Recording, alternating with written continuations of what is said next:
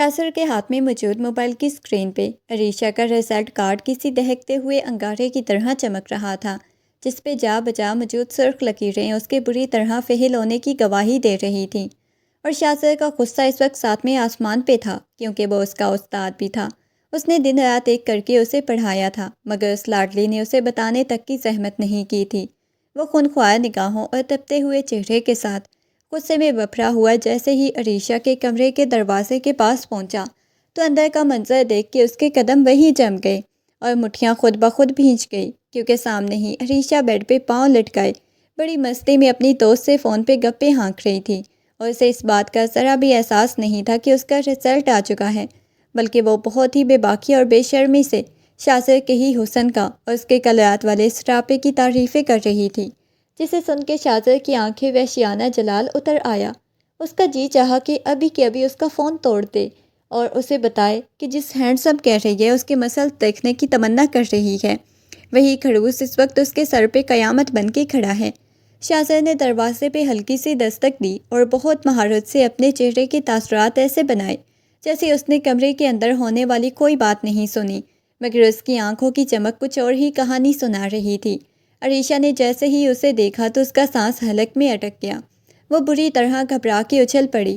اس کا دل اتنی زور سے دھڑک رہا تھا کہ اسے لگا ابھی باہر آ جائے گا۔ وہ ڈرتے ہوئے سوچنے لگی کہ کہیں اس خڑوس نے اس کے مسلس والی باتیں تو نہیں سن لی۔ شاذر نے نہایت سنجیدگی سے موبائل اس کی طرف لہرایا اور سرد لہجے میں پوچھا، یہ سب کچھ کیا ہے؟ عریشہ نے ہکلاتے ہوئے اپنی بے وقوفی کی انتہا کر دی اور معصوم بن کے پوچھنے لگی، وہ لالا، آپ نے سچ میں میری کوئی بات تو نہیں سنی نا؟ مطلب میں تو بس کہہ رہی تھی کہ آج موسم کتنا ہینڈسم اور بادلوں کے مسلس تگڑے ہیں۔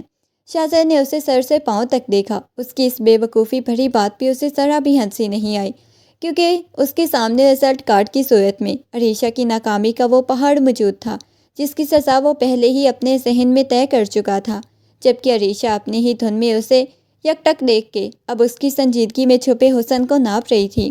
شاذر نے اپنے غصے کو ضبط کرتے ہوئے نہایت سپاٹ لہجے میں اسے وارننگ دی، کل صبح ناشتے کی ٹیبل پہ تمہیں تمہارے اس کارنامے کی اصل سزا پتہ چل جائے گی، اور یاد رکھنا اس بار کوئی رعایت نہیں ہوگی۔ یہ کہہ کے وہ ایک جھٹکے سے مڑا اور بھاری قدموں کی چاپ چھوڑتا ہوا کمرے سے باہر نکل گیا، جبکہ عریشہ نے جیسے ہی دیکھا کہ خطرہ ٹل گیا ہے، اس نے فوراً لمبا سانس لیا اور بڑے تپاک سے اس کی پشت کی طرف دیکھ کے ٹیڑھے میڑھے منہ بناتے ہوئے اس کی نقل اتارنی شروع کر دی۔ وہ کبھی اپنی بھویں سکیڑ کے اس کے سنجیدہ چہرے کی نقالی کرتی تو کبھی ہوا میں مکے لہرا کے اس کے رعب کا مذاق اڑاتی اور بڑبڑاتی رہی، بڑے آئے سزا دینے والے، خود تو سارے دن ہٹلر بنے گھومتے ہیں اور سمجھتے ہیں کہ میں ڈر جاؤں گی۔ وہ اس بات سے بالکل بے خبر تھی کہ کل صبح اس کی زندگی کی وہ سب سے بڑی تبدیلی لے آنے والی ہے، جس کے سامنے اس کی یہ تمام شرارتیں اور نقلیں دھڑی کی دھڑی رہ جائیں گی۔ اگلی صبح ناشتے کی ٹیبل پہ جب آغا جان نے سکون سے چائے کا گھونٹ لیا اور اعلان کیا کہ عریشہ کے فیل ہونے اس کی آوارہ گردیوں کا واحد حل یہی ہے کہ اس جمعے اس کا نکاح شاذر سے کر دیا جائے، تو عریشہ کے حلق میں لقمہ ایسے پھنسا جیسے کسی نے راستہ ہی بلاک کر دیا ہو۔ وہ فوراً سے کھانستی ہوئی کھڑی ہو گئی اور اپنے بے باک انداز میں دہائیاں دینے لگی، آغا جان، یہ سزا ہے یا میری معصومیت کا قتل عام ہے؟ آپ کو پتہ ہے یہ شاذر لالا مجھ سے کتنے بڑے ہیں، ان کی عمر تو اب ریٹائرمنٹ کے قریب ہونی چاہیے، اور آپ میرا نکاح اس عجائب گھر کے پرانے مجسمے سے کر رہے ہیں جس کے چہرے پہ 12 مہینے 12 بجے رہتے ہیں۔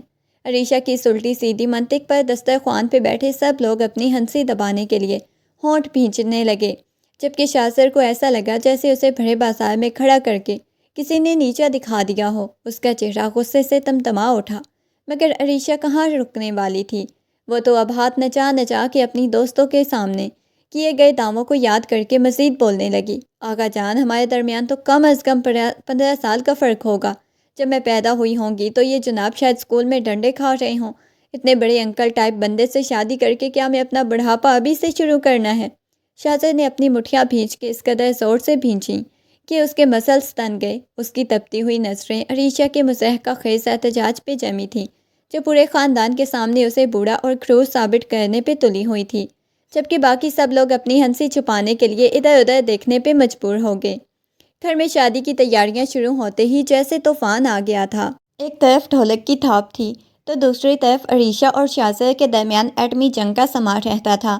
جہاں عریشہ اپنی لڑاکا فطرت اور منہ پھٹ پن سے شاہزادے کے ناک میں دم کیے ہوئے تھی، جبکہ شاہزادہ اپنی انتہا درجے کی سنجیدگی اور تیکھے غصے کی وجہ سے اسے کنٹرول کرنے کی ناکام کوشش کرتا۔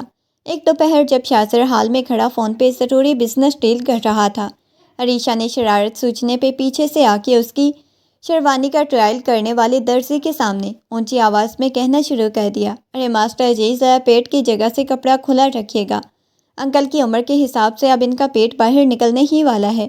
جس پہ شاہزادہ نے فون کان سے ہٹا کے اسے ایسی خونخوار نظروں سے دیکھا کہ درزی بیچارہ کانپنے لگا، مگر عریشہ نے ڈھٹائی سے اپنی ناک چڑھا کے اسے چڑھایا اور وہاں سے بھاگ نکلی۔ پھر کبھی وہ شاہزادہ کے جوتوں میں گلو لگا دیتی تو کبھی اس کے کمرے کے باہر ٹیشو پیپر کی بیلیں لٹکا کے اسے ہٹلر کا قلعہ قرار دے دیتی۔ جب شاہزادہ غصے میں بپھرا ہوا اسے پکڑنے آتا تو فوراً آقا جان کے پیچھے چھپ کے معصومیت کا ایسا لبادہ اوڑھتی کہ شاہزادہ کا جی چاہتا اپنا سر دیوار میں دے مارے، کیونکہ جتنا اسے اپنی سنجیدگی سے ڈرانے کی کوشش کرتا، عریشہ اتنی ہی بے وقوفی کر کے اس کے رعب کا جنازہ نکال دیتی، گھر بھر میں اپنی فنی باتوں سے ہنسی کے فوارے چھوڑ دیتی۔ مگر شاہزادہ کے ماتھے کی تیوریاں اسے یہ بتانے کے لیے کافی تھی کہ وہ اس کی ایک ایک حرکت کا حساب نکاح والی رات برابر کرنے والا ہے۔ مہندی کی تیاریوں کے شور شرابے میں عریشہ کی وہ سہیلی صنم بھی گھر میں ڈیرے ڈال چکی تھی، جسے وہ فون پر شاہزادہ کے مسلس کے قصے سنایا کرتی تھی۔ مگر اب صورتحال بدل چکی تھی، کیونکہ شاہزادے کو سامنے دیکھ کے صنم کی نیت ڈنڈول ہو گئی تھی اور وہ عریشہ کی باتوں میں ہاں ملانے کے بجائے نظریں بچا کے شاہزادے کے آگے پیچھے گھومنے لگی تھی۔ جہاں عریشہ شاہزادے کو دیکھتے ہی لڑنے کے بہانے ڈھونڈتی، وہیں صنم کبھی اسے پانی پلانے کے بہانے پاس جاتی تو کبھی بالوں کی لٹیں سنوارتے ہوئے اسے متاثر کرنے کی کوشش کرتی، جس پہ عریشہ کا پارا ہائی ہو جاتا۔ وہ جھل بھن کے صنم سے کہتی، اوئے، اس کھڑوس ہٹلر کے گرد ایسے مت منڈلاؤ، کہیں اس کی سنجیدگی کی بیماری تمہیں بھی نہ لگ جائے۔ مگر صنم تو جیسے شاہزادے کے رعب اور شخصیت کی اسیر ہو چکی تھی۔ شاہزادہ جو پہلے ہی عریشہ کی بدتمیزیوں سے تنگ تھا، صنم کی اس بے جا توجہ پہ مزید بیزار ہو جاتا، اور جب وہ اس راستہ دینے کے لیے پاس سے گزرتی تو شاہزادہ اسے نظر انداز کر کے عریشہ کی طرف غصے سے دیکھتا، جیسے کہہ رہا ہو کہ اپنی اس نمونی دوست کو مجھ سے دور رکھو۔ جبکہ عریشہ ایک طرف شاہزادے سے لڑتی تو دوسری طرف صنم کو اس کے قریب دیکھ کے نہ جانے کیوں اندر ہی اندر عجیب سی جلن محسوس کرنے لگتی۔ اس کا فنی مزاج اب آہستہ آہستہ پوزیسو ہونے کی طرف مائل ہو رہا تھا۔ مہندی کی تقریب اپنے پورے جوبن پہ تھی، پورا گھر روشنیوں میں نہایا ہوا تھا، ہر طرف ہنسی مذاق گہما گہمی تھی، مگر صنم کے دماغ میں تو کچھ اور ہی کھچڑی پک رہی تھی، کیونکہ وہ شاہزادے کی شخصیت کے سحر میں ایسی گرفتار ہوئی تھی کہ اب عریشہ کو اس کے راستے سے ہٹانے کے لیے کسی حد تک بھی جانے کو تیار تھی۔ عریشہ جو اپنی ہی دھن میں مگن کبھی مہندی لگواتی تو کبھی صنم کے ساتھ ہنستی، اسے ذرا بھی اندازہ نہیں تھا کہ اس کی بیسٹ فرینڈ اس کے ساتھ کتنا بڑا ہاتھ کرنے والی ہے۔ صنم نے بڑی ہوشیاری سے کچن میں جا کے جوس کے ایک گلاس میں وہ مخصوص دوا ملا دی جس کے پینے سے انسان اپنے ہوش و حواس کھو کر عجیب و غریب حرکتیں کرنے لگتا ہے۔ اس کے اندر کے چھپے ہوئے جذبات اور بے باک خواہشات حد سے زیادہ بڑھ جاتی ہیں۔ صنم نے معصوم بن کے وہ گلاس عریشہ کے ہاتھ میں تھمایا اور بڑی بیزاری سے اس کے کان میں پھسپھساتے ہوئے کہنے لگی، دیکھ عریشہ، تو سارا دن لالا سے لڑتی ہے، بیچارے تھک گئے ہوں گے، یہ جوس لے جا اور اپنے ہونے والے شوہر کو پلا، تھوڑا امپریس کر، آخر کل کو تمہارا نکاح ہے، آج تھوڑی صلح صفائی تو بنتی ہے نا۔ عریشہ جو دل کی صاف اور بے حد بے وقوف تھی، صنم کی باتوں میں آ گئی، جو اس کا گلاس پکڑ کے بڑے فخر سے کہنے لگی، بات تو صحیح کہہ رہی ہے، آج اس ہٹلر کو اپنی شرافت دکھا کے ہی دم لوں گی، تاکہ اسے پتہ چلے کہ میں کتنی خدمت گزار بیوی ثابت ہو سکتی ہوں۔ لیکن عریشہ یہ نہیں جانتی تھی کہ صنم کا ارادہ اسے شاہزادے کی نظروں میں بدتمیز اور بے حیا ثابت کرنا تھا، تاکہ وہ بہکی باتیں کر کے شاہزادے سے متفر ہو جائے۔ اور عریشہ وہی گلاس لیے بڑی شان سے شاہزادے کے کمرے میں چلی گئی، جہاں شاہزادہ مہمانوں سے اکتا کے تھوڑی دیر سکون کے لیے بیٹھا تھا۔ مگر راستے میں عریشہ کو خود ہی پیاس لگی تو اس نے سوچا، اتنا بڑا گلاس لالا اکیلے تھوڑی پئیں گے، چلو 2-3 گھونٹ ہی پی لیتی ہوں، باقی انہیں دے دوں گی۔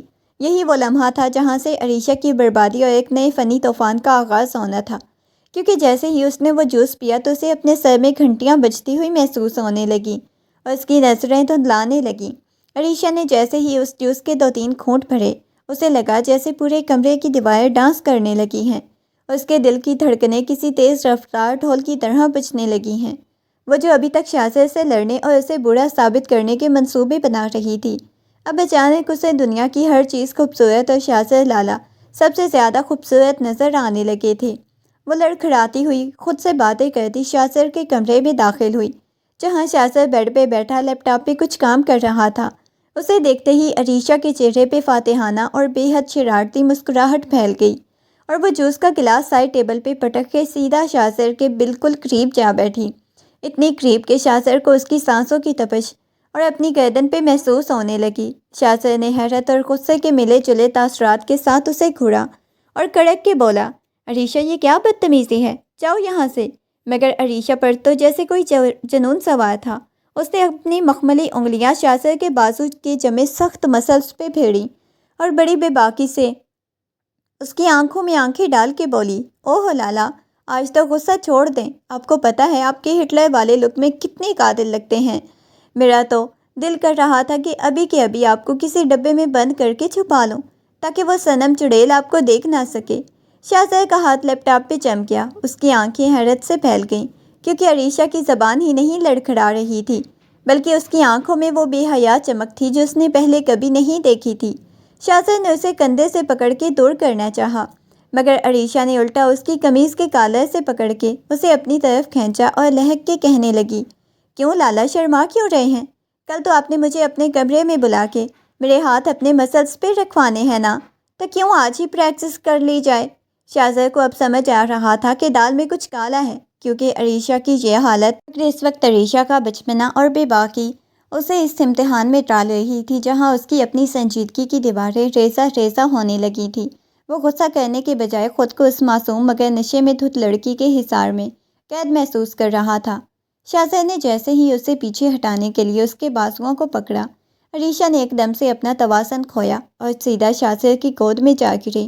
اس کی آنکھیں نشے کی وجہ سے بوجھل ہو رہی تھیں، مگر لبوں پہ وہی شرارتی اور بے باک مسکراہٹ تھی جو شاہزادے کے صبر کا امتحان لے رہی تھی۔ شاہزادے نے اسے سنبھالنے کی کوشش کی، اس کی کمر کے گرد ہاتھ رکھا تو عریشہ نے موقع پاتے ہی اپنی دونوں کلائیاں شاہزادے کی گردن کے گرد حائل کیں۔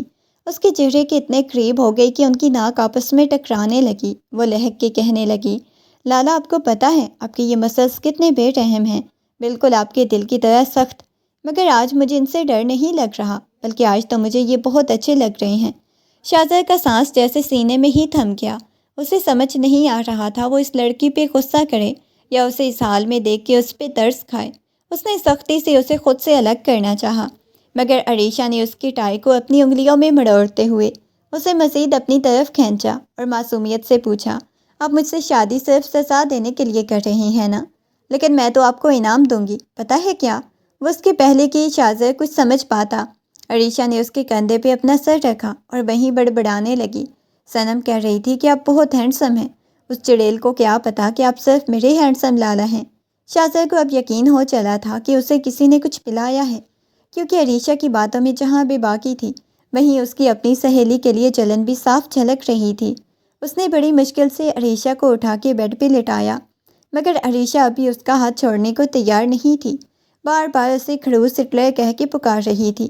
شاہزادہ نے تپتی ہوئی سانس خارج کی، اس کے الجھے ہوئے بالوں کو ماتھے سے ہٹاتے ہوئے سوچنے لگا کہ کل جب اس کا نشہ اترے گا تو وہ اسے ان تمام باتوں کا حساب کیسے لے گا، جبکہ باہر کھڑی صنم یہ سوچ کے خوش ہو رہی تھی کہ اب تک تو شاہزادہ عریشہ کی ان حرکتوں سے تنگ آ کے اسے نکاح سے انکار کر چکا ہوگا، مگر اسے کیا خبر تھی کہ شاہزادہ کے دل کی برف عریشہ کی اس نادانی نے پگھلانا شروع کر دی ہے۔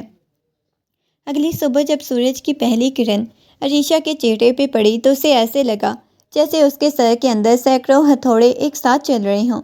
وہ کراتے ہوئے اٹھی، اپنا بھاری سر پکڑ کے بیٹھ گئی، مگر جیسے ہی اس کی نظر سامنے پڑی تو اس کی رہی صحیح جان بھی نکل گئی، کیونکہ شاہزادہ کے ہاتھ میں چائے کا کپ تھامے دیوار سے ٹیک لگائے نہایت ہی خطرناک اور خونخوار نظروں سے اسے گھور رہا تھا۔ عرشیہ نے ہکلاتے ہوئے پوچھا، لالا، آپ یہاں کیا کر رہے ہیں؟ میں آپ کے کمرے میں کیسے؟ شاہزادہ نے ایک سرد مسکراہٹ کے ساتھ کپ میز پہ رکھا، دھیرے دھیرے چلتا ہوا بالکل اس کے سامنے آ کے جھکا۔ اس کی آنکھوں میں وہی کل رات والا جلال تھا، مگر اس بار ایک عجیب سی چھڑنے والی چمک بھی تھی۔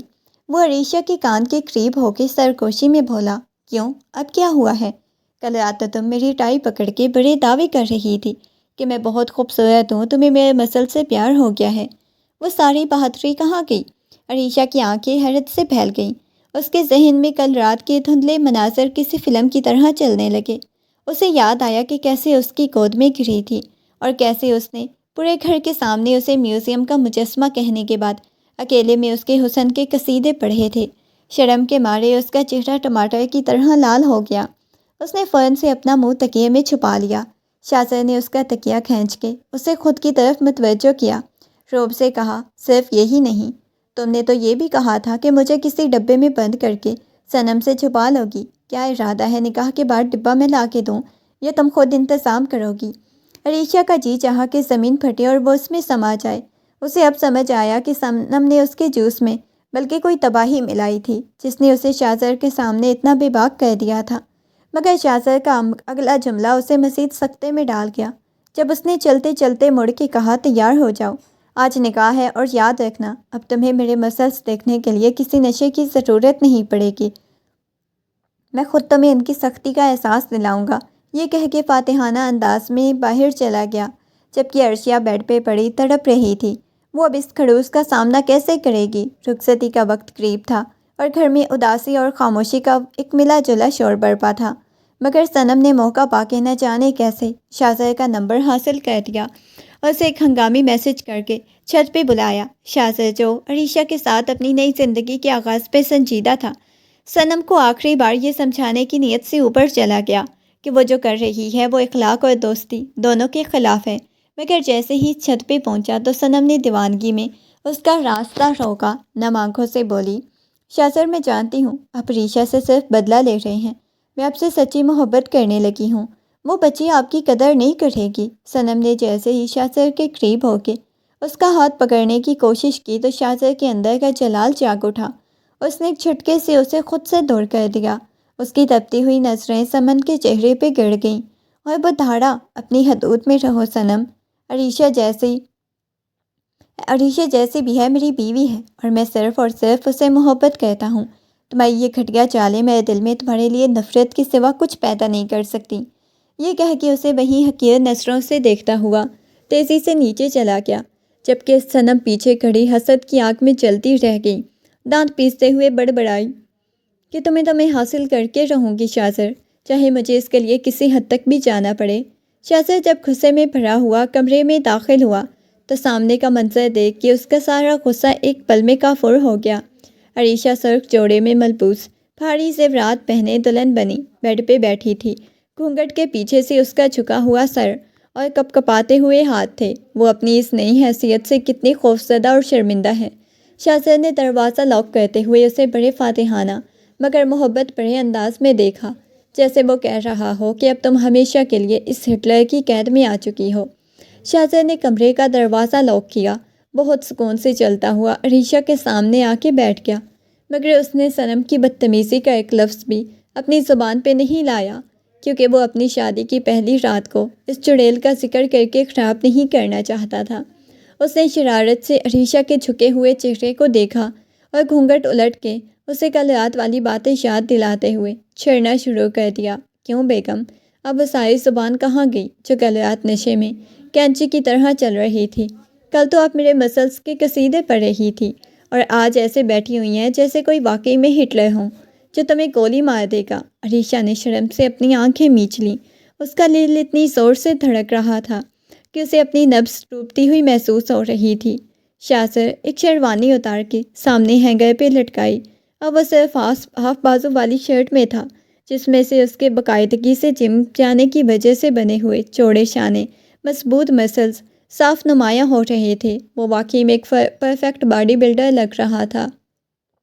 عریشہ نے جیسے ہی نظر اٹھا کے اسے دیکھا تو اس کی سیٹی گم ہو گئی اور وہ گھبرا کے بیڈ کی پشت سے جا لگی۔ شاہزادے نے اس کی گھبراہٹ کو انجوائے کرتے ہوئے ایک جھٹکے سے اسے بازو سے پکڑ کے اپنے قریب کیا، اس کے کان میں سرگوشی کی، بیگم کیا خیال ہے؟ اب تمہیں مجھے چھپ چھپ کے دیکھنا یا خوابوں میں ہاتھ لگانے کی ضرورت نہیں پڑے گی، اب تو یہ مسلس اور ہٹلر شوہر ہمیشہ کے لیے تمہارا ہے، تو بتاؤ پھر آج سے پڑھائی شروع کرے یا کچھ اور؟ عریشہ کا چہرہ اس کی قربت اور اس کے بے باک جملوں پہ لال سرخ ہو گیا۔ وہ چاہ کر بھی اس کھڑوس میاں کی گرفت سے نکل نہ پائی، جس کا جادو اب اس کے سر چڑھ کے بول رہا تھا۔ شاہزادے نے عریشہ کی گھبراہٹ کو محسوس کرتے ہوئے ایک گہرا قہقہ لگایا۔ اس کے بالکل اوپر جھکتے ہوئے نہایت رعبدار مگر پرکشش لہجے میں بولا، تو پھر اس باڈی بلڈر کو برداشت کرنے کے لیے تیار ہو جاؤ بیگم، کیونکہ اب بھاگنے کا کوئی راستہ نہیں ہے۔ یہ کہتے ہی اس نے عریشہ کے کان کی لو کو شرارت سے اپنے دانتوں تلے دبایا تو عریشہ کے پورے بدن میں ایک سنسنی سی دوڑ گئی۔ اس نے اپنی آنکھیں سختی سے میچ لیں، گھبراہٹ و شرم کے مارے بیڈ شیٹ کو اپنی مٹھیوں میں بری طرح بھینچ لیا۔ شاہزادے نے اس کی معصومیت اور بے بسی دیکھ کر اسے نہایت محبت سے اپنی مضبوط آغوش میں سمیٹ لیا اور اس کے ماتھے کو چومتے ہوئے بھاری آواز میں سرگوشی کی، کل رات تم نے جوس پی کے میرے جذبات کے ساتھ بہت کھیلا عریشہ، اب باری میری ہے، دیکھو آج میں تمہارے ساتھ کیسے کھیلتا ہوں۔ عریشہ نے اس کے چوڑے شانوں پہ اپنے کانپتے ہوئے ہاتھ رکھ دیے، جبکہ شاہزادے نے تمام تر سنجیدگی کو بالائے طاق رکھتے ہوئے اپنے حق زوجیت کے ساتھ اس پہ جھک گیا۔ اس رات شاہزادے نے اپنی تمام تر سختی کو محبت میں بدل دیا۔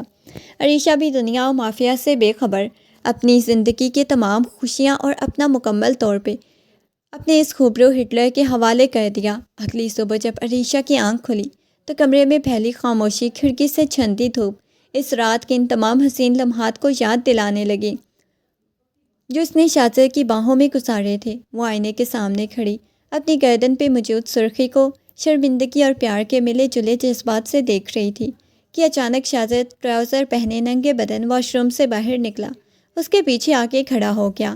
آئینے میں اس کے مضبوط اور چوڑے وجود کا عکس دیکھ کے عریشہ نے فوراً سے اپنی نظریں جھکا لیں، مگر شاہزادہ نے اسے اپنی گرفت میں لیتے ہوئے پیچھے سے اس کے شانوں پہ تھوڑی رکھی، آئینے میں ہی اس کی آنکھوں میں آنکھیں ڈال کے بولا، کیوں بیگم، اب تو آپ کی تمام شکایتیں دور ہو گئی نا کہ میں میوزیم کا مجسمہ ہوں، یا ابھی بھی میں ان مسلز پہ کوئی شک باقی ہے؟ عریشہ نے شرم سے لال ہو کے اس کے ہاتھوں پہ چٹکی کاٹی اور ہٹنا چاہا، مگر شاہزادے نے اسے مزید سختی سے خود میں کھینچ لیا اور شرارت سے بولا، ابھی تو پارٹی شروع ہوئی ہے عریشہ۔ عریشہ، ناشتے کے بعد میں نے تمہاری وہ فیل ہونے والی سزا کا باقاعدہ آغاز کرنا ہے، یاد رکھنا اس بار کلاس روم میں کوئی اور نہیں بلکہ صرف میں اور تم ہوں گے، تو بتاؤ پھر کتنا سبق یاد کرو گی آج؟ عریشہ نے اس کے سینے پہ سر ٹکاتے ہوئے دھیمے سے کہا، آپ تو بہت بڑے والے ہٹلر نکلے، جس پہ شاہزادے نے اس کے گال کو چومتے ہوئے جتایا، اب لالا نہیں، اب شاہزادہ ہوں، کیونکہ لالا کے ساتھ وہ سب نہیں کیا جاتا۔ عریشہ کی ہنسی چھوٹ گئی، وہ صنم کی تمام تر جلن اور دنیا کی فکر سے آزاد اپنے کھڑوس بے حد محبت کرنے والے شوہر کی پناہ میں خود کو دنیا کی خوش نصیب ترین لڑکی محسوس کر رہی تھی۔ عریشہ آئینے کے سامنے کھڑی بال سنوار رہی تھی۔ شاہزادے نے شاور لینے کے بعد روم میں گیا، جب اچانک صنم کے ہاتھ میں ناشتے کی ٹرے لیے کسی حق جتانے والے انداز میں کمرے میں داخل ہوئی۔ اس کی نظریں عریشہ کے چہرے پہ چمک رہی تھی۔ کمرے میں بکھری ہوئی حالت پڑی تو حسد کی ایک لہر اس کے اندر دوڑ گئی۔ اس نے طنزیہ لہجے میں پوچھا، بڑی دیر سے جاگی ہو عریشہ؟ کہیں تمہاری اس کھڑوس ہٹلر نے رات بھر تمہیں سونے تو نہیں دیا، یا پھر ابھی تک کل والے جوس کے نشے میں ہی ہو؟ عریشہ پہلے تو صنم کی اس اچانک اور عجیب سے سوال پہ تھوڑا گھبرا گئی، اس کا چہرہ گلابی پڑ گیا، مگر پھر اسے صنم کی وہ چال یاد آ گئی جو اس نے جوس کے ذریعے چلی تھی، تو اس نے فوراً اپنا بچپنا اور فنی مزاج بیدار کیا اور ایک فاتحانہ مسکراہٹ کے ساتھ صنم کے قریب آ کے بولی، ارے صنم، ناشتہ تو تم لے آئی، مگر شکر گزار تم نے وہ جوس مجھے پلایا تھا، ورنہ مجھے کیا پتہ چلتا اس ہٹلر کے اندر اتنا پیارا انسان چھپا ہے۔ اب تو میرا دل کر رہا ہے کہ میں روز روز وہی جوس پی کے لالا کے پاس جایا کروں، تاکہ مجھے ایسے ہی پیار کرے جیسے کل رات کر رہے تھے۔ صنم کا چہرہ عریشہ کی یہ بے باک اور فنی بات سن کے سفید پڑ گیا، جبکہ عریشہ نے شرارت سے واش روم کے دروازے کی طرف اشارہ کرتے ہوئے کہا، اور سنو، اگر تمہیں میرے میاں کے مسلس دیکھنے کا اتنا ہی شوق ہے تو ابھی وہ شاور لے کے باہر نکلیں گے، تم تب تک یہیں رک جاؤ، دیکھ لو، بس دعا کرنا کہ وہ تمہیں دیکھ کے اپنا اگلا غصہ تم پہ نہ نکال دے، کیونکہ وہ کہہ رہے تھے کوئی چڑیل انہیں مجھ سے دور کرنا چاہتی ہے۔ عریشہ کی الٹی سیدھی اور چپتی ہوئی باتوں نے صنم کو اتنا لاجواب کر دیا، ٹرے وہی میز پہ پٹک کے پیر پٹکتی ہوئی کمرے سے باہر نکل گئی، جبکہ عریشہ اسے جاتا دیکھ کے بیڈ پہ گر کے ہنسنے لگی اور بڑبڑائی کہ بڑی آئی میں ہٹلر پہ ڈوڑے ڈالنے والی۔ شاہزادہ جیسے ہی شاور لے کے واش روم سے نکلا، اس کے بالوں سے ٹپکتا پانی اس کے مضبوط اور چوڑے شانوں پہ پھسل رہا تھا، جسے دیکھ کے عریشہ کی تمام تیز شرارت ایک دم غائب ہو گئی اس کی جگہ آنکھوں میں ڈھیروں محبت لے آئی۔ شاہزادے نے اسے یوں ٹکٹکی باندھ کے دیکھتے پایا تو لبوں پہ ایک دلکش مسکراہٹ سجا کے اس کے قریب آیا، مگر اس سے پہلے کہ وہ کچھ کہتا، عریشہ نے آگے بڑھ کے اس کی ٹائی اور قمیض کی فکر کے بغیر خود کو اس کے گیلے اور چوڑے وجود سے لپیٹ لیا، بڑی بے باکی سے اس کی گود میں چڑھ کے بیٹھ گئی۔ شاہزادے نے بھی حیرت سے اور خوشی کے ملے جلے جذبات کے سامنے اسے تھام لیا، اس کی کمر کے گرد اپنے مضبوط بازوؤں کا گھیرا تنگ کر دیا، جبکہ عریشہ نے اس کے گلے میں اپنی باہیں ڈال کے بڑی معصومیت اور پختہ ارادے سے اس کی آنکھوں میں جھانک کے کہا، شاہزادہ آپ کو کبھی بھی چھوڑ کے نہیں جاؤں گی، نہ ہی کوئی چڑیل یا صنم آپ کو مجھ سے چھین سکتی ہے، تو آپ کی یہ باڈی اور مسلز ہمیشہ کے لیے میرے قبضے میں ہیں۔ عریشہ کی اس تلمک آمیز اور جذباتی بات پہ شاہزادہ کا دل پگھل کے رہ گیا۔ اس نے عریشہ کو خود میں مزید بھینچ لیا اور اس کے ناک سے اپنی ناک ٹکاتے ہوئے نہایت رومانوی لہجے میں سرگوشی کی، تمہارے اس قبضے سے تو میں خود بھی نہیں نکلنا چاہتا، کیونکہ اس ہٹلر کو اپنی اس نادان اور ضدی لڑکی کی قید میں رہنا ہے سب سے زیادہ اچھا لگتا ہے۔ یہ کہتے ہوئے شاہزادے نے اس کے لبوں پہ اپنی محبت کی مہر لگائی۔ دونوں ایک بار پھر صنم کی تمام تر سازشوں اور دنیا کے شور سے بے خبر اپنی اس چھوٹی اور خوبصورت رومانوی دنیا میں کھو گئے، جہاں صرف وہ تھی ان کی کبھی نہ ختم ہونے والی انوکھی محبت۔ ولیمے کی رات جہاں پورے گھر میں خوشی کا سما تھا، وہیں صنم کے دماغ میں نفرت اور ہوس کا ایک ایسا خطرناک کھیل چل رہا تھا کہ اس نے بڑی چالاکی سے شاہزادے کے کھانے میں ایسی دوائیں ملائی جو صرف انسانی ہوش و حواس معطل کر دیتی ہیں، بلکہ اندرونی اور فطری جذبات اور خواہشات کو بھی بے قابو کر دیتی ہیں۔ شاہزادہ جو اپنی مردانہ وجاہت اور مضبوط اعصاب لیے جانا جاتا تھا، اس کی ہیوی ڈوز کے سامنے بے بس ہو گیا۔ ہر چیز دھندلائی ہوئی محسوس ہونے لگی۔ وہ بمشکل اپنے قدموں پہ کھڑا ہو کے کمرے تک پہنچا، بیڈ پہ ڈھیر ہو گیا۔ رسم کے مطابق اس رات عریشہ کو اپنے مائکے والے کمرے میں رہنا تھا۔ اس بات کا فائدہ اٹھاتے ہوئے صنم دبے پاؤں شاہزادے کے کمرے میں داخل ہو گئی۔ شاہزادہ نیم بے ہوشی کی حالت میں تھا، اسے کچھ خبر نہیں تھی کہ اس کے ساتھ کون ہے، کیا ہو رہا ہے۔ صنم نے اس کے قریب جا کے اس کی بے ہوشی کا فائدہ اٹھایا، پھر اپنے ہی کپڑے جگہ جگہ سے اپنے بالوں کو بکھیر لیا اور اپنی گردن کو بازوؤں پہ ناخنوں پہ ایسے نشانات بنائے جیسے کسی نے اس کے ساتھ زبردستی کی ہو۔ کچھ دیر بعد پورے گھر کے در و دیوار اور صنم کی بھیانک چیخوں سے دہل اٹھے۔ بچاؤ، کوئی ہے؟ شاہزادہ لالا، یہ اب کیا کر رہے ہیں؟ اس کی آواز سن کے آقا جان، عریشہ اور باقی سب گھر والے دوڑے چلے آئے۔ کمرے کا منظر دیکھ کے سب کے پیروں تلے سے زمین نکل گئی۔ صنم فرش پہ بیٹھی رو رہی تھی، اس کی حالت کسی لٹی ہوئی عورت جیسی تھی، جبکہ شاہزادہ بیڈ پہ نیم مدہوشی میں پڑا تھا۔ یہ بھی پتہ نہیں تھا کہ اس کا اپنا گربان کسی نے چاک کیا ہے۔ عریشہ جو ابھی چند گھنٹے پہلے دنیا کی خوش نصیب ترین دلہن بیٹھی ہوئی تھی، وہیں بت بن گئی۔ اس کی نظریں شاہزادے کے بکھرے وجود اور صنم کے جھوٹے آنسوؤں پہ جمی تھی۔ جب آقا جان نے غصے اور شرمندگی سے شاہزادے کو جگانے کی کوشش کی تو بڑبڑایا، اسے کچھ سمجھ نہیں آ رہا۔ صنم نے روتے ہوئے دہائی دی، آقا جان، اس نے میری عزت خاک میں ملا دی۔ میں اسے بھائی سمجھتی تھی اور اس نے خاندان کی عزت بچانے اور صنم کی بربادی کا بدلہ چکانے کے لیے۔ آقا جان نے وہیں لرزتے آواز میں فیصلہ سنایا کہ اب اس لڑکی کا گناہ ایک ہے، کفایہ ہے، شاہزادے کو صنم سے نکاح کرنا ہوگا۔ عریشہ کے کانوں میں یہ الفاظ کسی تپتے ہوئے شیشے کی مانند اترے تھے، ٹوٹ کر بکھر رہی تھی۔ اس کا مان، اس کا پیار، اس کا وہ باڈی بلڈر شوہر جس پہ کل تک ناز کرتی تھی، آج پھر اس کی نظروں میں سب سے گھٹیا انسان بن چکا تھا۔ اس نے نفرت اور کرب سے شاہزادے کی طرف دیکھا جو ابھی تک ہوش میں نہیں تھا۔ عریشہ کی آنکھوں میں آنسو نہیں بلکہ وہ آگ تھی جو ان کے اس نئے رشتے کو پل بھر میں راکھ کر دینے والی تھی۔ عریشہ کے لیے وہ لمحہ کسی قیامت سے کم نہیں تھا۔ وہ اپنے کانوں پہ ہاتھ دھرے چیختی ہوئی کمرے کی طرف بھاگی، دروازہ اندر سے بند کر کے فرش پہ ڈھیر ہو گئی۔ اس کا وہ مان، وہ بھروسہ جو اس نے شاہزادے کی شخصیت پہ کیا تھا، ایک پل میں چکنا چور ہو گیا۔ باہر ہنگامہ برپا تھا۔ صنم کے گھر کے بڑے بھی اس رسوائی کی خبر سن کے وہاں پہنچ چکے تھے۔ گھر کے ڈائننگ روم میں ایک انتہائی سنگین پنچایت لگی ہوئی تھی۔ آقا جان اور صنم کے والدین کے درمیان جملوں کا تبادلہ ہوا، مگر صنم کی حالت اور کمرے کا وہ منظر ایسی گواہی دے رہا تھا جسے جھٹلانا کسی کے لیے ناممکن تھا۔ فیصلہ یہی ہوا کہ خاندان کی ناک بچانے کا واحد راستہ صنم اور شاہزادے کا نکاح ہے۔ ابھی نکاح کی تیاریاں ہو رہی تھی۔ شاہزادے کو ہوش آنے لگا۔ اس کا سر ابھی بھی بوجھل تھا، آنکھوں کے سامنے اندھیرا چھایا ہوا تھا، مگر جیسے ہی اس نے اپنے سامنے مولوی صاحب اور صنم کے روتے ہوئے باپ آغا جان کی خسفناک آنکھوں کو دیکھا تو اس کے پیروں تلے سے زمین نکل گئی۔ اسے کچھ یاد نہیں تھا کہ پچھلے چند گھنٹوں میں کیا ہوا، بس اتنا یاد تھا کہ اسے شدید چکر آئے تھے اور اپنے کمرے میں گرا تھا۔ یہ سب کیا ہو رہا ہے آقا جان؟ یہ مولوی صاحب یہاں کیوں ہیں؟ شاہزادے نے اپنی بھتیجی اپنی بیٹھتی ہوئی آواز میں پوچھا۔ آقا جان نے نفرت سے اسے دیکھا اور کڑک کر بولے، خاموش رہو شاہزر، اپنی گنہگار زبان سے اب مزید کچھ مت کہو۔ تم نے جو کیا اس کے بعد تمہارے پاس بولنے کا کوئی حق نہیں بچا۔ ابھی اور اسی وقت تمہارا نکاح صنم سے پڑھایا جائے گا تاکہ اس بچی کی لٹی ہوئی عزت کو سہارا مل سکے۔ شاہزادے کا دماغ سن ہو گیا۔ وہ پاگلوں کی طرح کبھی صنم کو دیکھتا جو چادر میں منہ چھپائے سسکیاں لے رہی تھی، اور کبھی اپنے پھٹے ہوئے گریبان کو۔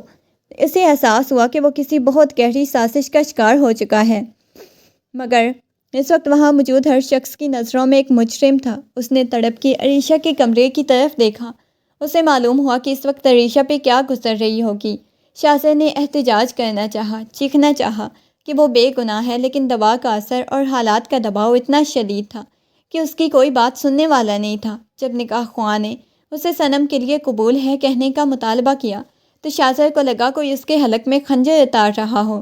اس نے مجبوراً ٹوٹے ہوئے لہجے میں اعجاب و قبول کیا، جبکہ دوسرے کمرے میں عریشہ کی جیسے ہی نکاح کے کلمات سنے، اس نے اپنے دل پہ ہاتھ رکھ لیا۔ اس کا ہٹلر، اس کا باڈی بلڈر اب کسی اور کا ہو چکا تھا، وہ بھی اس قدر گھٹیا الزام کے ساتھ۔ نکاح کے بعد شاہزادے کی زندگی ایک ایسے جہنم میں بدل گئی جہاں ہر راستہ بند تھا۔ صنم نے اپنا دوسرا پتہ کھیلا۔ وہ جانتی تھی شاہزادہ ایک اصول پسند اور غیرت مند مرد ہے، اسی لیے اس نے جذباتی طور پہ مفلوج کرنے کا فیصلہ کیا ایک رات جب شاہزادہ اپنے سر پکڑے بیٹھا تھا، عریشہ کے ٹوٹے ہوئے اعتبار کا سوچ رہا تھا، صنم ایک سوچی سمجھی بے بسی کے ساتھ اس کے سامنے آ کے کھڑی ہو گئی۔ اس نے شاہزادہ کی آنکھوں میں آنکھیں ڈال کے نہایت صفاقی سے کہا، شاہزادہ، تمہیں چاہیے مجھ سے کتنی ہی نفرت کر لو، لیکن حقیقت یہی ہے کہ اب تمہاری منقوہہ ہوں۔ دنیا کی نظر میں تم نے میری عزت لوٹی ہے اور تم نے مجھے میرا حق سوچیت نہ دیا، تو میں کل صبح آقا جان اور سب کے سامنے یہ کہہ دوں گی کہ تم اپنی اس غلطی کو تسلیم کرنے کے بجائے اب مجھے ذہنی اور جسمانی اذیت دے رہے ہو۔ شاہزادے نے غصے سے اسے دیوار سے جا لگایا، مگر صنم نے ہنستے ہوئے کہا، مار لو مجھے، لیکن یاد رکھنا اگر میں نے آج خودکشی کر لی یا گھر چھوڑ دیا تو الزام پھر تم پر ہی آئے گا۔ کیا تم چاہتے ہو کہ عریشہ ایک زانی کی بیوی کہلانے کے بعد ایک قاتل کی بیوی بھی بن جائے؟ تم جتنا مجھ سے دور بھاگو گے عریشہ پر انگلیاں اتنی ہی اٹھیں گی، شاید اتنی وہ اس میں کوئی کمی تھی اور تم نے دوسری عورت پہ ہاتھ ڈالا۔ تم نے عریشہ کو بچانا چاہتے ہو تو تمہیں اپنانا ہوگا، ورنہ اس گھر میں وہ تماشا کھڑا کروں گی کہ تم کہیں سر اٹھانے کے قابل نہیں رہو گے۔ شاہزادے کی غیرت اور اپنی پہلی محبت کی عزت بچانے کا سوال جب سامنے آیا تو اندر سے ٹوٹ گئی۔ صنم نے اسے بازو سے اسے باور کروایا کہ اس کا حق نہ دینا اسے مزید مجرم ثابت کرے گا، اس کا سارا ملبہ عریشہ کی زندگی پہ گرے گا۔ اس نے شاہزادے کی اس کمزوری اور مجبوری کا فائدہ اٹھایا، شاہزادہ جو خود کو بے گناہ ثابت کرنے کا کوئی راستہ نہیں پا رہا تھا۔ صنم کی ان زہریلی باتوں اور عریشہ کو مزید بدنامی سے بچانے کی خاطر اس رات ٹوٹے ہوئے دل کے ساتھ وہ قدم اٹھانے پہ مجبور ہو گیا جو صنم چاہتی تھی۔ اس کا مقصد صرف صنم کو خاموش رکھنا تھا تاکہ عریشہ پہ مزید حرف نہ آئے، مگر وہ یہ نہیں جانتا تھا یہ خاموشی عریشہ کے دل میں اس کے لیے نفرت کی آخری کھیل ثابت ہو سکتی ہے۔ شاہزادے نے نفرت سے صنم کو دیکھا، اسے دو جھٹکا اور دھاڑا، دور رہو مجھ سے، میں نے نکاح صرف آقا جان کے حکم اور خاندان کی عزت کی خاطر کیا ہے، اس کا یہ مطلب ہرگز نہیں کہ تمہیں اپنی بیوی تسلیم کروں گا۔ میرے دل اور اس جسم میں صرف تو عریشہ کا حق ہے۔ صنم کے چہرے پہ ایک زہریلی مسکراہٹ آئی، وہ جانتی تھی شاہزادہ ہڈی اور گوشت کا انسان ہے، کوئی پتھر کا بت نہیں۔ اس نے شاہزادے کے قریب آ کے اس کے سینے پہ ہاتھ رکھا اور نہایت اشتعال انگیز لہجے میں بولی، شاہزادہ تم مرد ہو، کوئی فرشتہ نہیں جو ان جذبات کی لہروں سے لڑ سکو، تمہارے اندر خون دوڑ رہا ہے، یاد ہے دوا، اس دوا کا اثر ابھی پوری طرح ختم نہیں ہوا، ابھی بھی تمہارے حواسوں پہ سوار ہے۔ شاہزادہ کا صنم کی باتوں کا جادو، اس کے بدن سے آتی تیز خوشبو اس کے ہوش و حواس کو مفلوج کر رہی تھی۔ صنم نے اس کی کمزوری بھانپ لی اور آخری وار کرتے ہوئے اس کے کان میں سرکوشی کی۔ عریشہ تو اب تم سے نفرت کرتی ہے، وہ تو تمہیں دیکھنا بھی نہیں چاہتی۔ کیا تم اس پوری رات غم میں تڑپتے رہو گے؟ اس نے سنجیدگی سے کہا۔ میں خود کو کتنا روکو گے؟ کب تک اس تپش کو برداشت کرو گے جو تمہیں اندر سے جلا رہی ہے؟ شاہزادے نے اپنی مٹھیاں بھینچی اور اس کی آنکھیں سرخ ہو رہی تھی۔ اس کا دل اور دماغ ایک ایسی جنگ میں مبتلا تھا جہاں اس کی اخلاقیات دم توڑ رہی تھی۔ صنم نے اس کی بے بسی کا فائدہ اٹھایا، اسے اپنی آغوش میں لینا شروع کیا، ایسی باتیں کی کہ اس کی تمام مزاحمت کے باوجود استشال انگیزی کے سامنے گھٹنے ٹیکنے پہ مجبور ہو گیا۔ وہ دوا کا اثر کہو یا صنم کی شیطانی چال، شاہزادہ اپنی تمام تر نفرت کے باوجود اس لمحے شدت میں بہہ گیا اور ایک کمزور انسان کی طرح اس کے سامنے بے بس ہو گیا۔ شاہزادہ نے اپنی تمام جسمانی قوت اور ارادے کو اکٹھا کیا اور صنم کو ایک زوردار جھٹکے سے خود سے دور دھکا دیا۔ حالانکہ اس قلیل وقت میں بھی صنم کی شیطانیت اور اس کے قریب آنے کی کوششوں نے شاہزادے کی گردن پہ چند گہرے نشان چھوڑ دیے، مگر شاہزادے نے خود پر قابو پا لیا۔ اس کا دل و دماغ پہ صرف اور صرف عریشہ کا نقش تھا۔ وہ ایک پل کے لیے بھی اپنی محبت سے غداری کا سوچ بھی نہیں سکتا تھا، لیکن صنم کے لیے اتنا ہی کافی تھا کہ اسے شاہزادے کی محبت نہیں بلکہ عریشہ کی بربادی چاہیے تھی۔ صنم نے اپنی بکھری حالت درست کی اور ایک زہریلی مسکراہٹ سجائے سیدھی عرشیہ کے کمرے میں جا پہنچی۔ عریشہ جو اندھیرے میں بیٹھی اپنی قسمت پہ آنسو بہا رہی تھی، صنم کو دیکھ کے تڑپ اٹھی۔ صنم نے فخر سے نشان دکھائے اور نہایت صفاقی سے بولی، دیکھ لیا عریشہ، تم جس شوہر پر مان ناز کرتی تھی آج اس نے تڑپ کے مجھے میرا حق دے دیا۔ وہ تمہاری محبت کا دعوے دار اب بھی میرے حصار میں ہے۔ عریشہ کی آنکھوں میں ایک لمحے کے لیے کرب اترا، مگر اگلے لمحے اس کے اندر کی عورت اس کی محبت کا یقین جاگ اٹھا۔ اس نے زوردار تماچا صنم کے منہ پہ رسید کیا، جس سے کمرہ گونج اٹھا۔ کتنا کرو گی تم گھٹیا عورت، دفع ہو جاؤ یہاں سے، مجھے معلوم ہے میرا شوہر کبھی ایسا نہیں کر سکتا، مجھے شاہزر پہ اپنی زندگی سے زیادہ یقین ہے۔ عریشہ نے اسے بازو سے پکڑا اور گھسیٹتے ہوئے کمرے سے باہر لے آئی۔ شور سن کے شاہزر اور آقا جان باقی سب گھر والے اپنے اپنے کمروں سے نکل آئے۔ عریشہ نے صنم کو سب کے سامنے دھکا دیا اور دھاڑ کے بولی، تم دوست نہیں، تم دوست کی شکل میں ڈائن ہو جس نے میرا گھر برباد کرنے کی کوشش کی۔ شاہزر کھڑا اپنی بیوی کے اس بے پناہ یقین کو دیکھ رہا تھا جس نے اس کے گناہوں کے بوجھ کو ہلکا کر دیا۔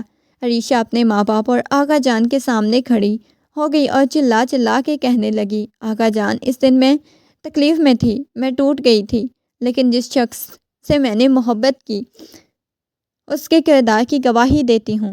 شاہزر جتنا بھی برا ہو سکتا ہے، جتنا بھی سخت ہو سکتا ہے، مجھ سے بے شک محبت نہ کرے، لیکن وہ کبھی گناہ نہیں کر سکتا۔ میں نہیں مانتی کہ میرے شوہر نے کوئی گناہ کیا ہے، یہ سب اس عورت کا ڈرامہ ہے۔ عریشہ کی اس پکار پہ پورے گھر کو ہلا کے رکھ دیا۔ شاہزر کی آنکھوں میں پہلی بار اپنی بے گناہی کے اطراف پر آنسو آ گئے۔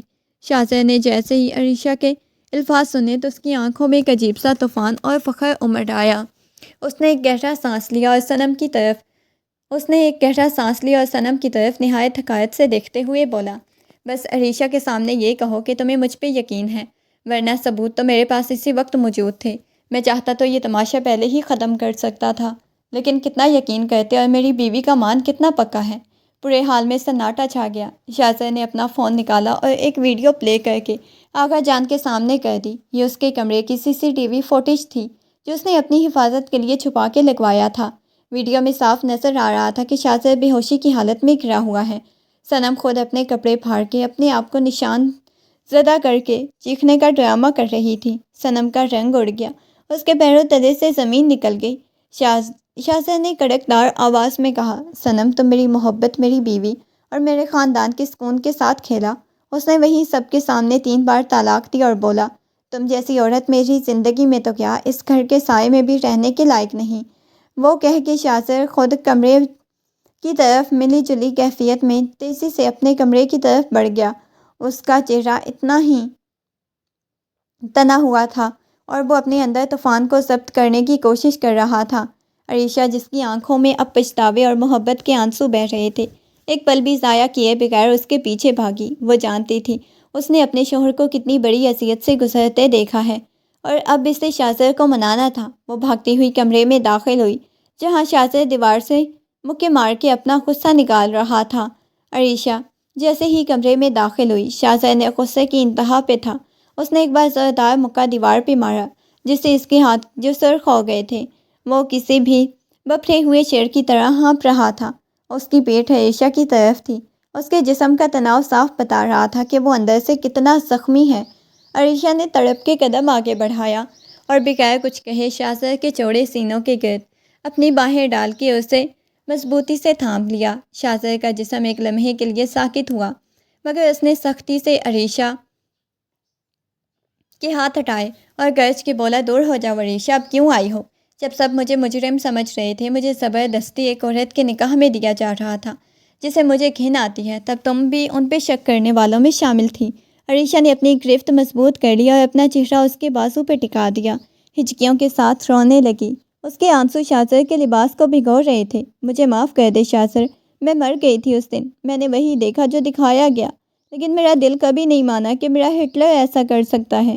عائشہ نے روتے ہوئے سسکیاں بھری، پر پلیز مجھ سے دور مت ہوں، میں جانتی ہوں میں نے دیر کر دی، لیکن میں آپ کے بغیر ایک پل بھی زندہ نہیں رہ سکتی۔ شاہزادے کا غصہ عائشہ کی ان ہچکیوں کے سامنے برف کی طرح پگھلنے لگا۔ اس نے ایک لمبی سانس خارج کی اور پلٹ کے عائشہ کو بازوؤں سے پکڑ کے اپنے سامنے کیا۔ اس نے عائشہ کی آنکھوں میں جھانک کے دیکھا اور پوچھا، تمہیں اندازہ بھی ہے عائشہ، اس ایک ہفتے میں جب تم مجھ سے نفرت بھری نظروں سے دیکھتی تھی مجھ پہ کیا گزرتی تھی؟ مس باڈی بلڈر جسم کے ساتھ کتنا بے بس محسوس کرتا تھا جب میری اپنی بیوی مجھے گنہگار سمجھتی تھی۔ شاہزادے کی آواز بھرا گئی اور عائشہ نے تڑپ کے اس کے ہاتھ تھام لیے۔ اس کا بوسہ لیتے ہوئے بولی، اب کبھی نہیں شاہزادے، اب کوئی صنم کوئی چڑیل ہمیں الگ نہیں کر سکے گی، آپ جو سزا دیں گے مجھے منظور ہے، بس مجھے خود سے دور نہ کریں۔ شاہزادے نے اس کے آنسو پونچھے اور پھر اسے ایک جھٹکے سے اپنی گود میں اٹھایا۔ عائشہ نے گھبرا کے اس کے گلے میں ہاتھ ڈال دیے۔ شاہزادے نے اسے بیڈ پہ بٹھایا اور خود اس کے سامنے جھک کے بیٹھ گیا۔ اس کی نظروں میں اب بھی وہی پرانا حق جتانے والا جلال واپس آ گیا۔ سزا تو ملے گی بیگم، ایسی سزا ملے گی کہ تاہم ایک ہفتے کی دوری بھول جاؤ گی۔ آج کے بعد تم اس کمرے سے باہر قدم بھی میری اجازت کے بغیر نہیں رکھو گی، سمجھی؟ عائشہ نے شرماتے ہوئے سر ہلایا اور مسکرا کے اپنے باڈی بلڈر شوہر کے سینے سے لگ گئی، جسے اب کبھی کھونا نہیں چاہتی تھی۔ وقت گزرنے کے ساتھ ساتھ شاہزادے اور عائشہ کی زندگی میں سکون اور بے پناہ محبت کا راج تھا۔ صنم کے جانے کے بعد گھر کی نحوست جیسے ہمیشہ کے لیے ختم ہو گئی۔ شاہزادے نے اپنے کاروبار اور جم پہ توجہ دوبارہ سے شروع کر دی، مگر اب عائشہ کے معاملے میں پہلے سے زیادہ پوزیسو ہو گیا تھا۔ عائشہ جو اس کے ہر حکم کو خوشی خوشی مانتی تھی، کیونکہ اسے پتہ تھا کہ اس کے ہٹلر میاں کی سختی کے پیچھے صرف اور صرف ایک والہانہ محبت چھپی ہے۔ کچھ ماہ بعد ایک شام عائشہ لاؤنج میں بیٹھی شاہزادے کا انتظار کر رہی تھی۔ شاہزادہ اندر داخل ہوا اور حسب معمول اپنے کثرتی جسم اور رعبدار شخصیت کے ساتھ بے حد پرکشش لگ رہا تھا۔ عائشہ نے دیکھتے ہی شرارت سے کہا، آ گئے میرے باڈی بلڈر میاں، آپ کو پتہ ہے آج میں نے آپ کے لیے کیا بنایا ہے؟ شاہزادے نے اسے کمر سے تھام کے اپنے قریب کیا اور بولا، تم نے جو بھی بنایا ہو بیگم، مگر یاد رکھنا میری ڈائٹ میں سب سے ضروری چیزیں تمہاری شرارتی مسکراہٹ ہیں، جسے دیکھ کے میرے دن بھر کی تھکن اتر جاتی ہے۔ اور دوسری طرف صنم کا انجام انتہائی عبرتناک ہوا تھا۔ اس نے نہ صرف شاہزادے ٹھکرایا بلکہ اس کی گھٹیا حرکت کی وجہ سے اس کے اپنے گھر والوں نے بھی اسے آگ کر دیا۔ اب ایک چھوٹے سے کرائے کے مکان میں تنہا رہتی تھی، جہاں حسد کی آگ نے اسے اندر ہی اندر جلا کے راکھ کر دیا تھا۔ جب بھی وہ سوشل میڈیا پہ شاہزادے اور عائشہ کی وہ خوش و خرم تصاویر دیکھتی تو اس کا لہجہ منہ کو آتا، مگر اب پچھتاوے کے سوا ان کے پاس کچھ نہیں بچا۔ اس کی خوبصورتی اور غرور سب کچھ مٹی میں مل چکا تھا۔ شاہزادے اور عائشہ اب اپنے ایک نئی خوبصورتی مفرور گامزن تھے۔ چاند کو دیکھتے ہوئے، عائشہ، زندگی میں پہلی بار بہت طوفان آئے لیکن تمہارے یقین نے مجھے ٹوٹنے سے بچا لیا۔ آج جو کچھ بھی ہوں صرف تمہاری وجہ سے ہوں۔ عائشہ نے اس کے چوڑے شانے پہ اپنا سر رکھ دیا اور مسکرا کے بولی، اور جو کچھ ہوں وہ آپ کے اس ہٹلر والے پیار کی وجہ سے ہوں۔ رات کی خاموشی میں ان دونوں کی ہنسی ایک دوسرے میں اٹل ہونے لگی، تو کوئی دوا کمزور نہیں کر سکتی تھی اور نہ ہی کوئی صنم جیسا فتنہ جدا کر سکتا ہے۔